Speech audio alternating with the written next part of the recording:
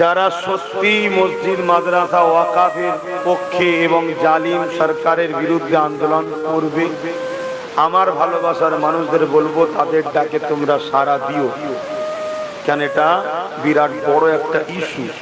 তবে সত্যি জান, সত্যি চিনবেন কি করে, এটা একটা বড় বিষয়। সত্যি কি করে বুঝবেন? কেন আন্দোলন তো অনেক ধরনের হয়। অনেকে আন্দোলন করে ফটো তুলে বড় দামে বিক্রি করে সমাজকে। আগেও করেছে না করেন? তাহলে আমি কি ভুল বুঝাচ্ছি? তাহলে সত্যটা চিনবেন কি করে?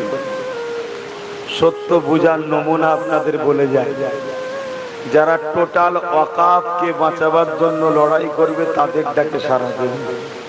যারা শুধু বলবে কেন্দ্র সরকার খেলে মানবো না, রাজ্য সরকার খেলে মেনে নেবো, তাদের ডাকে সাড়া দেবেন না।